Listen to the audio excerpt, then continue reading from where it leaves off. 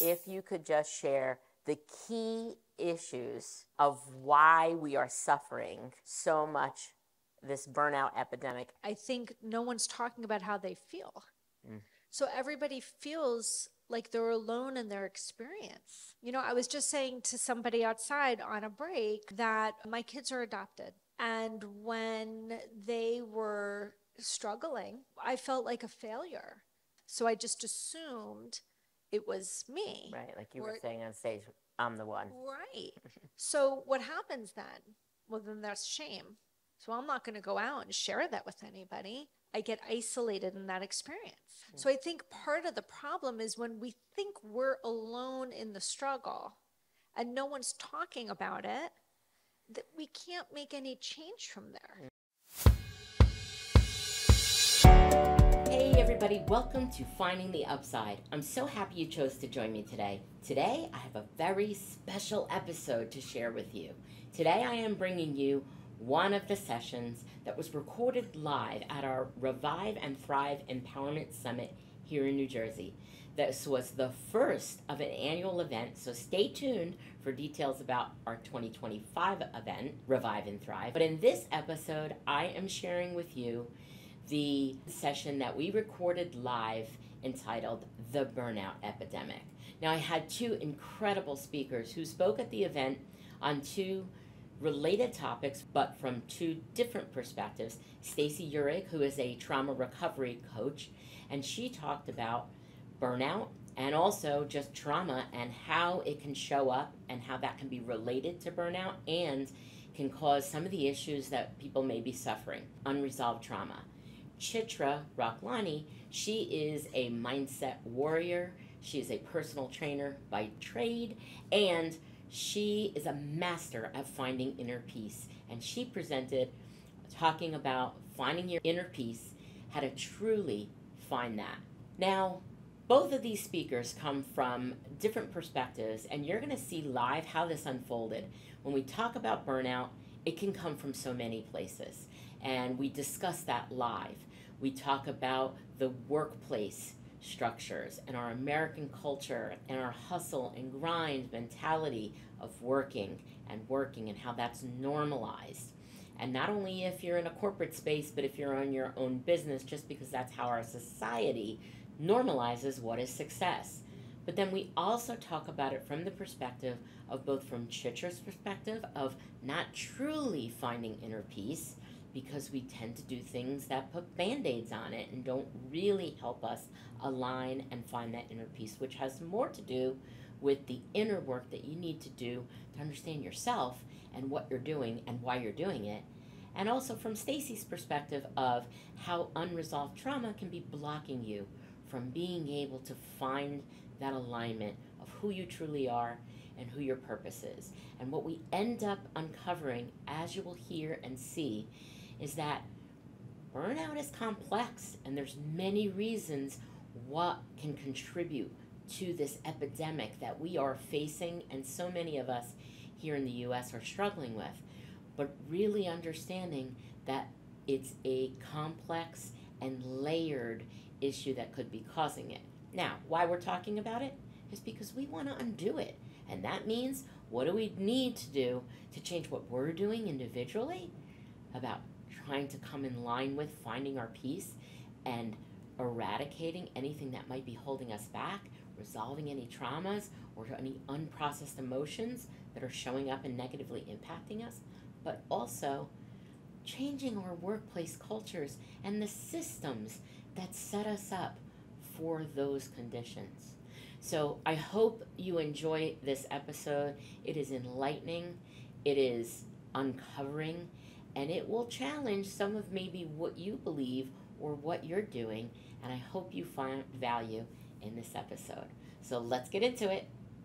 Everybody's talking about the burnout epidemic, and tying it to what I spoke about in companies, a lot of both of your presentations, and you talked about belonging, and even everybody did. I mean, I think everybody brought that up. I know you have some perspectives on the burnout epidemic, and I think you shared with me companies, and I'm not going to name the companies' names, that actually give burnout days. And it's like, oh, how nice. How about we figure out how to not get burned out? Right. Really? Like, that's another Band-Aid, you know? So what is it, and I know this is a loaded question, in both of your perspectives, if you could just share the key issues of why we are suffering so much this burnout epidemic in all places and all things, what would your response be? I mean, look, I think no one's talking about how they feel. So everybody feels like they're alone in their experience. You know, I was just saying to somebody outside on a break that my kids are adopted. And when they were struggling, I felt like a failure. Nobody, when I went through that process at the beginning, no agency, not my adoption agency, not my social worker, nobody told us there's going to be inherent trauma here. And this is what you can expect. Nobody. So when we started experiencing it, I felt like a failure as a parent because my immediate community, we were the only family with adopted kids. So I didn't understand what I was looking at, and it was very different than what I saw everybody else having to deal with. So I just assumed it was me. Right, like you were saying on stage, I'm the one. Right. So what happens then? Well, then that's shame. So I'm not going to go out and share that with anybody. I get isolated in that experience. Right? So I think part of the problem is when we think we're alone in the struggle and no one's talking about it, that we can't make any change from there. Does that make sense? Yeah, totally. Yeah. Chitra, what's your response to that? Yeah, I mean, loneliness, the New York Surgeon General says it's an epidemic, and it's actually more harmful than smoking 15 cigarettes a day. What would happen to our body if we smoked 15 cigarettes a day? Loneliness is worse than that. I think the reason that we're suffering is because we are chasing this dream that has been given to us, right? I mean, why are we rushing every day, all day? We're trying to accomplish things that we think we're supposed to accomplish, right? Who dictated that? Who decided that for us? So again, goes back to get to the root cause of whatever it is that is causing you to suffer. And sometimes, you know, the media is telling us how we should look. I mean, I'm a personal trainer by profession. I have been a size 0 body, but my body is still dealing with certain traumas that I have been through all my life. So it doesn't want to stay in a size 0 body. I have lost weight probably 8 times in my life and gotten down to a size 2 or 4. And I could sit here and beat myself up and say, oh, you don't look good. You shouldn't be on stage. You don't deserve this. And I can go down that rabbit hole and suffer, or I can take charge, do the peeling, the feeling, and the healing, get to the root cause, identify what it is that's happening, and then realize that, hey, I have actually done this 8 times. I have never given up. I have always shown up for myself. I'm still looking for answers. I'm not a quitter. And I see my power. And when you see your own power, you don't suffer anymore because now I don't give you the key to my happiness. Yeah. Can I bounce off that? So I think the other thing is, and Chitra and I were in a panel maybe a couple of months ago together, and we were talking a lot about your value being what you do and what you bring to the table versus who you are. Right? And so we've kind of been domesticated and programmed to really focus on what you do versus who you are. And so when you, in your journey, you're like, I know I am. That's the being. That's who you are. I know I am enough, no matter the size or what my title is, or if I'm an author or a speaker or whatever. I know I am enough. And I think that we've been raised in certain cultures in our households of your value is what you do. What do you do for work? My cousin's a famous fashion designer. I went to one of his shows one time, and one of the people there said, what do you do? Well, at the time, I wasn't working. I was at home raising my children, and I said, I raise humans. And that was my answer. And he was like shocked. because it was New York City and he's expecting me to say I have this profession, because our worth gets aligned to what we've trained ourselves to do. And it never ends, right? It's like once you accomplish one thing, it's on to the next, on to the next, on to the next. Yeah, it's never enough. No. When we can lean into who we are as being enough, then that burnout can't really touch us. Yeah, and I mean, that's an enlightened state, right? And what you have battling you is, as you both said, whoever, we both touched on different parts of this, but you have the media telling you, you have the modeling. I said it in my talk. You walk in your company every single day, you're under the spell because it's model. Live up to this box. This is normal. That's not. Do this. Look like this. Talk like this. And I was also thinking, as you were saying what you do and who you are, Sal's sitting back there, I know, like dying to say this, but some of the work that Chris Smith does and has worked with us on is, it's not what you do, it's not just your brand identity, it's who you are. And that's what happened for me in that room in Nashville, which is why I saw him out and more, was that what I was doing was not aligning with who I am. And then it was like, okay, so yes, I do training and consulting. Yes, I do coaching, but I could tell you what I do, but here's what I believe. And that's part of the identity that comes through in what you do. Well, and I'll say this, when I'm working with people one-on-one and they're coming to me for the kind of coaching I do, and I say, who are you? Use 3 words to describe yourself. They can't. Well, and they don't know who they are sometimes because they've been an extreme fawner. It doesn't matter what I am. It's how can I serve your needs? So I don't even know how to describe myself. I don't know what makes me happy. I've always said, what do you want to do?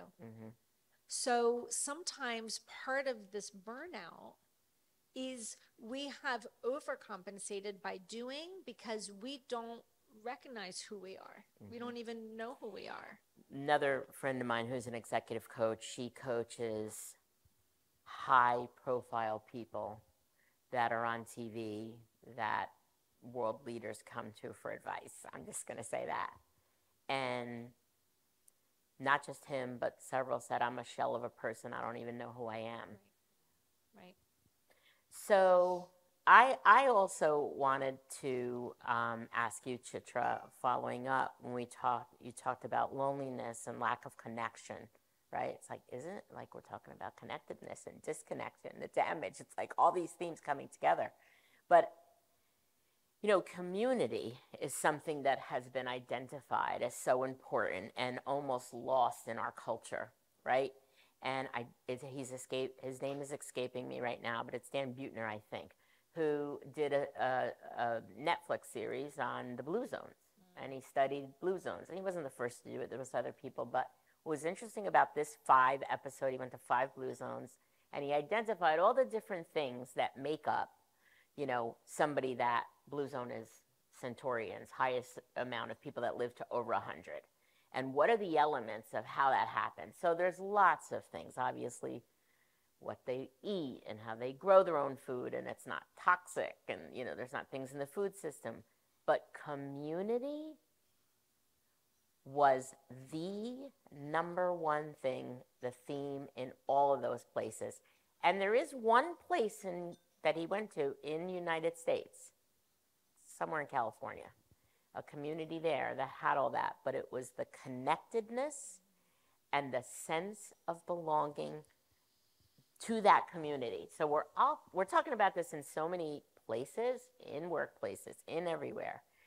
And I know when you talk about the burnout epidemic with professionals, you know, you're spending 50, 60 hours somewhere, and if you don't feel like you belong there, like, it's all connected. And then if you go home and you don't have any connection or you're not part of a community, then where is that connectedness? I just love you to respond to that. Yeah, absolutely. So, you know, again, it's like I look at so many middle-aged men, right? Especially from my culture where I come from in India.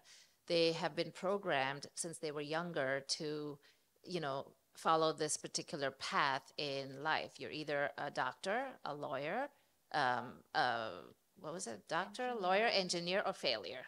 Those were your options growing up. So they've all gone into some kind of doctor, lawyer, engineer profession because they don't want to be failures, right? And now all of these people are middle-aged men, and they are burnt out because they're not doing what they love. They are a slave to the salary, golden handcuffs, because the money's good, so you can't quit, you know, and they have talents inside of them that have never been empowered or encouraged. And so they're all subdued. So the loneliness is beginning inside. Yes. It's an inside job, right? I could sit in a room full of thousands of people and feel alone, and I could sit with one friend and feel like I have the entire world. 100%. Right? So it is really, again, going back, I feel like I'm sounding like a broken record, but you have to go back within and fight your own battle with yourself, because majority of the time it is this itty bitty shitty committee that is making us that's what's making us miserable, or that's what's making us happy. There's a quote that I start my book with, and it is that the mind has the power to take you to the depths of despair or the heights of ecstasy. But you have to know what's going on in there. You have to identify that inner witch. You have to identify the warrior. And then you got to see what that spectacular show is that is going on in there. And then take that megaphone from the witch, give it to the warrior, and see what happens. Yeah. Take that time. Yeah. Yeah. So, is there any other questions? Go ahead, Sal. So I definitely agree with what you said before about people not talking about it when it comes to anxiety and depression. I also feel like for the younger generation, it's almost like a cool thing. Yeah. Right? For like the baby boomer generation, it was like, we don't talk about anything else. I also think there's something kind of stoic and beautiful about that, right? As well as being a bit causing the trauma and all that. But then for the younger generation, it's like, it can almost become a cool thing. Like, oh, look, this person's posting about this and they're depressed. And so I guess it's normal to feel it. It's like, so I don't know if this is a question or more of a, maybe a gateway to a rabbit hole, but it's like, what is the balance? When is enough enough? I mean, look, I've got a 19-year-old, I've got a 15-year-old, and I'm like, oh, when's so-and-so coming over? Oh, after therapy. You know, like, it's just so common. Getting back to everything we're talking about, when we're dealing with life's heavy pressures or burdens or feelings in isolation, it feels like death. The fact that this generation is connecting in kind with feelings is amazing. And it's smart and it's good. And I think it's coming out of exactly what you talked about. Our parents' generations, what do you mean feelings? Go back out to work. Go back out and shrug it off. Mm-hmm. Shrug it off. Get over yourself. Then we all end up messed up from that. And now we're all kind of on the other side swinging and saying to our kids, how do you feel? Tell me about how you feel. Your feelings matter. And when we can do that, we're normalizing the fact that you're human. We're going to have these feelings and it's okay to express them. And it can be done from a place of beauty and abundance, not from there's something wrong with you. Right.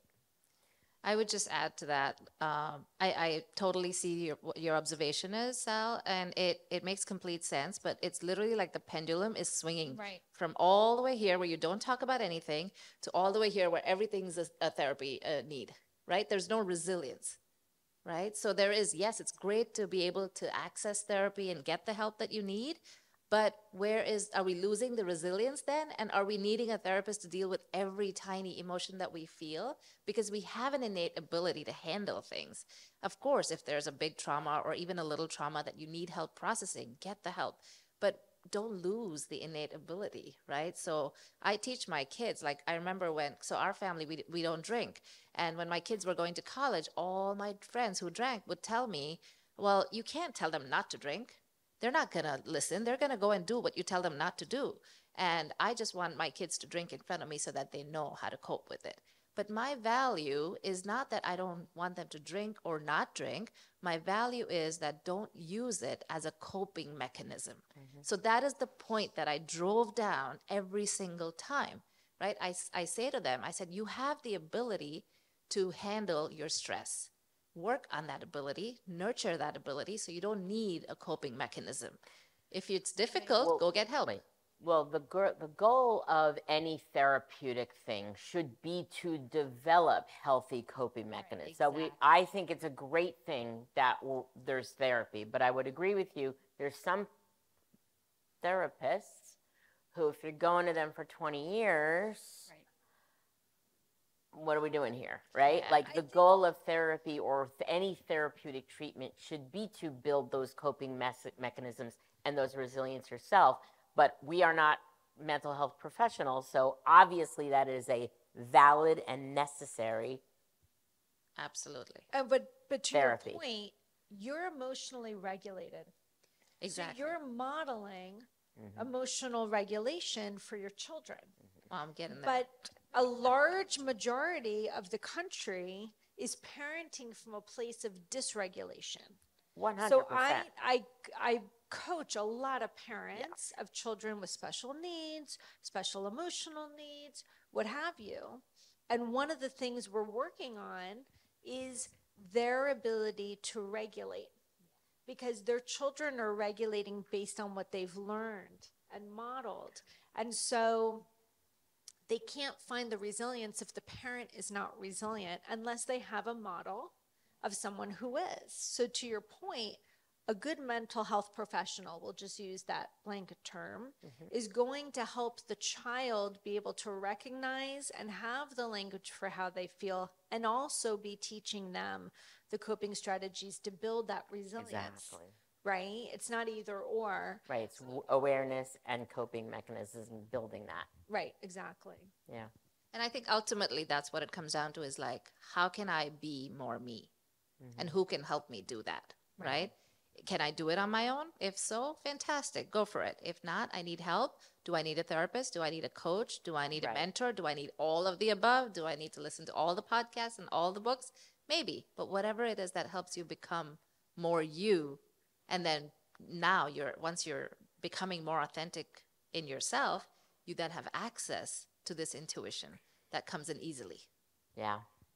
So I think the challenge is, and I think we've said this, but I'll close. Is there any other questions? I want to make sure if there's any questions that want to be asked. I'll close with this last question for the panel. We said it multiple times, but again, I think us talking about this here and getting these messages out, and you do talks everywhere, it's my mission to help kind of normalize these models and conversation. We've all said it, the modeling, right? It's everywhere. So we've got to change the model of everything.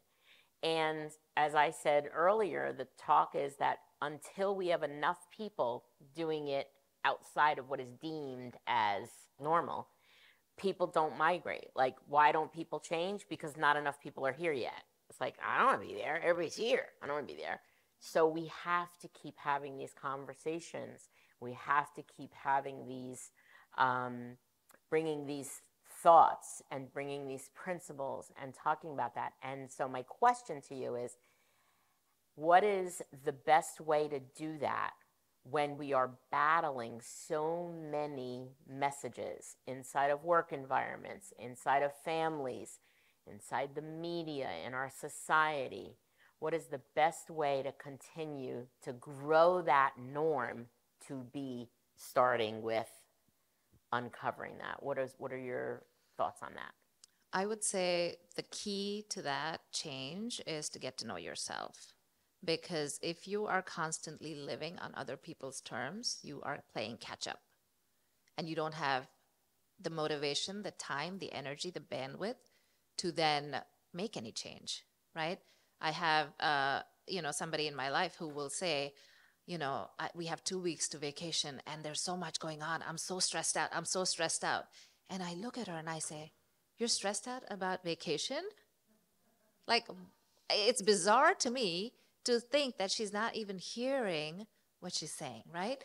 And the point is, she is so burnt out right now. And I can see that. I can see that it's the burnout that's talking. Yeah. Right. But it's like if you take the time to get to know yourself, and we think we're in charge of everything. This is the biggest myth out there. I think I'm in charge of my kids. I think I'm in charge of my family. I think I'm in charge of the PTA. I'm in charge everywhere. So I have to do all of these things. But if I drop dead tomorrow, literally everything will continue to happen. It's true. Yeah, maybe they'll miss me for a bit, but everything will go on. So let's not take on the burden of everything. Let's take on the burden of just getting to know ourselves. And because when we get to know ourselves, then we're driving from a place of calm, confident, just peace. And now it's like, okay, I know what I want. Tell me what you want. Now you can be there to serve, who was talking about service, right? I mean, now I can think about serving you because we're so playing catch up so badly that we can't even think about other people, let alone, go out and see what our passion and our mission is and to serve with that. So work on that self, start from within. That would be what I would say. I mean, I can't disagree. Any other thoughts? No, I didn't expect you to disagree. No, I think, look, you just want to be able to find a safe space with someone where you can start to really show up as you or learn about who you are and what makes you tick and find support in whatever way you need to. It could be sitting with someone one-on-one. It could be reading a specific book. I know Daring Greatly broke me wide open. It could be certain podcasts. It could be certain YouTube videos. Whatever it is, find a place where you can explore a little bit to learn about yourself as part of that process. And as you do it, your confidence grows. And when your confidence grows, you're less worried about other people's opinions. And that's where the whole ripple effect can start. Yeah. And I also think building the community, finding the community and being a part of the community. Is that what you're going to say? I was just going to say, the other thing that we're trying to do is we're all drowning, but we're dreaming of selling Mai Tais on the beach. But there's a whole journey between this process where you have to stop drowning, ask for help, get on this lifeboat, bring the lifeboat to the shore, get some recovery, go to the hospital, have some rehab, feel somewhat normal again, start to live life, and then come back to the beach and maybe sell Mai Tais. And what's going to help you get there is community, right?